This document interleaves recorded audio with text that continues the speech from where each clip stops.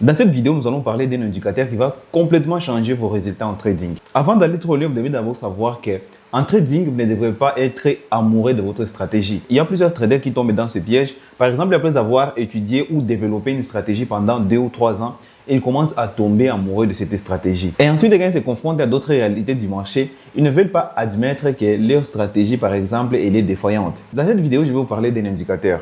Si j'ai commencé avec cette introduction, c'est parce qu'il y a beaucoup de traders qui s'identifient en disant que moi, je trade sans indicateur. Même si tu lui parles de l'existence d'un indicateur qui peut complètement changer ses résultats, il aura du mal à intégrer cet indicateur parce qu'il s'identifie comme un trader qui trade sans indicateur. Alors ici, je vais vous demander d'abord de laisser votre ego de côté si vous avez déjà un certain niveau en trading. Et si vous êtes un trader débutant, c'est très bien parce que dès aujourd'hui, vous allez comprendre et commencer à utiliser cet indicateur, ce qui va accélérer votre processus vers la rentabilité. Cessez de tourner sur les pots. L'indicateur que je vais vous parler dans cette vidéo, c'est tout juste les RSI. Les RSI, c'est un indicateur très fort, mais il est utilisé de la mauvaise manière. C'est pourquoi je compte vous montrer la meilleure façon dont vous allez utiliser et avoir des résultats avec cet indicateur si vous l'utilisez déjà auparavant. Et si c'est la première fois de tomber sur cet indicateur, alors c'est mieux parce que je vais aussi profiter pour vous expliquer comment est-ce qu'il fonctionne et comment vous pouvez commencer à l'utiliser après juste cette vidéo. Alors ici, je suis sur TradingView et je vais vous montrer comment vous pouvez utiliser l'indicateur. Pour ajouter un indicateur, c'est très simple. Allez ici, c'est écrit indicateur. Moi, c'est en anglais. Vous allez comprendre qu'il n'y a pas de grosse différence avec si vous avez un TradingView en français. Il suffit seulement de cliquer et venir taper RSI. Il est là parmi les indicateurs favoris, mais aussi vous pouvez les retrouver ici. C'est écrit Relative Strength Index. C'est un indicateur qui va mesurer la force des intervenants sur le marché et vous allez voir comment est-ce qu'on peut en profiter. Il suffit seulement de cliquer ici et automatiquement l'indicateur sera ajouté ici. Comme vous ne pouvez pas avoir cette petite ligne jaune selon votre TradingView, mais ce n'est pas très différent. Ce qui m'intéresse ici, c'est tout juste cette ligne ici en couleur, bon, je ne sais pas si c'est en couleur violet. C'est ça la ligne qui m'intéresse, qui représente les RSI. Alors, si vous n'avez jamais entendu parler des indicateurs, vous devez savoir, il y a les indicateurs, il y a deux types d'indicateurs. Il y a les indicateurs bornés et les indicateurs non bornés. Alors, RSI fait partie des indicateurs bornés. C'est un indicateur qui a deux niveaux. En arrivant sur un niveau supérieur, cela nous donne une certaine information et aussi en arrivant sur le niveau inférieur, cela nous donne aussi un autre type d'information. Ici, en bref et très rapidement, je vais vous expliquer les RSI. Pour les RSI, vous devez comprendre que nous avons deux lignes. C'est pourquoi c'est un indicateur borné. Nous avons la première ligne, la ligne supérieure, qui est la ligne 70. Et nous avons une deuxième ligne qui est la ligne inférieure, qui est 30.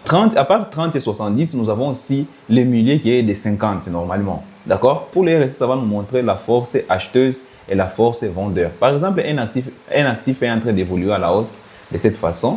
Arrivé à un certain niveau, c'est tout à fait un exemple. Le RSI, lui, il va essayer de suivre l'actif aussi à la hausse. Mais si le RSI arrive à ce niveau supérieur ici, l'information que vous allez comprendre, une fois le RSI arrivé dans la zone des 70, ça veut dire que cet actif est suracheté. Et quand l'actif est suracheté, c'est le bon moment de vendre cet actif. Et de la même façon, nous pouvons avoir un actif qui est en train de partir à la baisse de cette façon. Aller à la baisse de cette façon. Le RSI, lui, quant à lui, il va commencer à suivre aussi les mouvements de l'actif petit à petit. Mais quand les prix arrivent dans la zone des 30, ça veut dire que cet actif est survendu. Alors, quand l'actif est survendu, c'est le bon moment d'acheter. Ça, c'est la logique derrière les RSI. Mais vous allez comprendre que ça ne marche toujours pas de la même façon. Par exemple, ici, les prix sont en train de partir à la hausse de cette façon. Quand le prix est suracheté, ça veut dire que cet actif est suracheté. Quand les RSI commencent à vous donner ces informations ici, ça veut dire que les RSI est déjà au niveau supérieur de la zone 70. Alors, quand l'ER est déjà au niveau supérieur de la zone 70, ça donne comme information, nous devons commencer à chercher des ventes. Nous devons commencer directement à se positionner à la baisse de cette façon.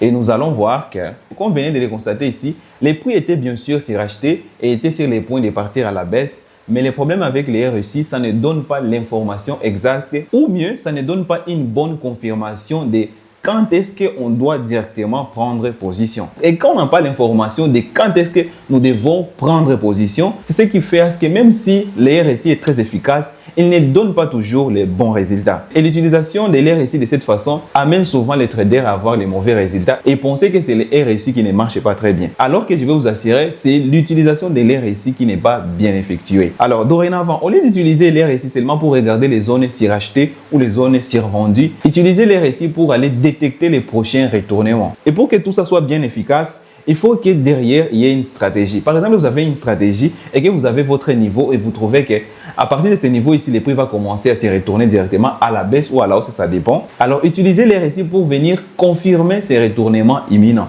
Je vais vous montrer ça. Sur le même exemple, par exemple, je vais aller chercher une zone de supply ici. C'est une stratégie ou une zone de support ou de résistance, ça dépend. Je vais venir chercher ce niveau ici. Je suis sûr que les prix arrivés à ce niveau ici, il va repartir directement à la baisse. Alors, les prix est déjà à mon niveau. Je ne sais pas s'il va casser ce niveau et repartir à la hausse. C'est qu'il y a une possibilité. C'est à partir d'ici que je dois venir jeter un coup d'œil sur les RSI pour que ce dernier me confirme cette vente ou ces retournements. Alors, je vais remettre encore les RSI une fois de plus. Alors, pour voir si vraiment je suis à un niveau où je dois vendre, ce que je vais venir chercher, c'est la divergence. Il y a la divergence haussière, il y a aussi la divergence baissière. Je vous donne seulement une petite explication. Par exemple, alors, les prix sont en train de partir à la hausse. Il arrive à un certain niveau, il me donne la figure épaule, tête, épaule. Avec l'épaule, tête, épaule, je me dis que je dois vendre à ce niveau ici. Pour que je sois sûr que c'est le bon moment de vendre, je vais aller jeter les coups d'œil de l'air ici. Du côté de l'air ici, nous avons quelque chose comme ça. Alors, en mettant les prix ici, nous aurons des images différentes. Alors, la divergence baissière, c'est quand les prix est en train de partir à la hausse, à ce niveau ici, par exemple. Ici, qu'on veut les remarquer, il y a ce sommet qui est plus élevé que ce sommet précédent. Mais en regardant sur les RSI, vous allez trouver que ce sommet ici est moins élevé que les sommets précédents. Pendant que sur les prix, le sommet est plus élevé que les sommets précédents. Ça, c'est la divergence baissière. Et pour la divergence haussière, c'est presque la même chose. Par exemple, les prix. Et ici, c'est que vous allez voir que ce creux ici est inférieur au creux précédent. Mais sur les RSI, ce creux est supérieur au creux précédent. Ça, c'est la divergence. La divergence qui veut dire aussi la différence, d'accord? Alors, je reviens ici sur les prix. Ce que je vais chercher, c'est la divergence. Alors, la divergence, où est-ce que ça va venir? Il suffit seulement de dessiner ici. Je prends ma petite ligne de tendance qui est très élevée de cette façon. Et je prends une autre petite ligne, je dessine comme ça. Et vous allez constater que chaque sommet, chaque creux qui va dessiner les prix, et les RSI aussi va faire la même chose. Vous allez voir que ces sommets ici, c'est les mêmes sommets ici. Et ces creux ici, c'est les mêmes creux ici. Ces creux ici, c'est les mêmes creux ici. Et ces sommets ici, c'est les mêmes sommets ici. Ces sommets qui est plus élevé que les sommets précédents et les sommets de l'RSI est moins élevé que les sommets précédents. Ça me parle de la divergence baissière. Et là, à part ma stratégie qui est venir chercher ma zone de demande ici, alors je ne vais pas compter ça comme cassure pour me faire piéger à la hausse. Mon RSI m'a déjà confirmé que je dois vendre et à partir d'ici, je peux directement vendre.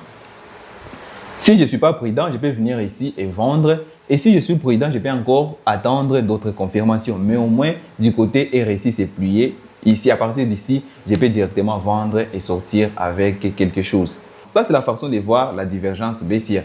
Une autre façon de voir la divergence, si vous n'êtes pas capable de détecter ceci, moi, je suis capable de détecter les divergences automatiquement seulement en regardant les RSI sur mon écran.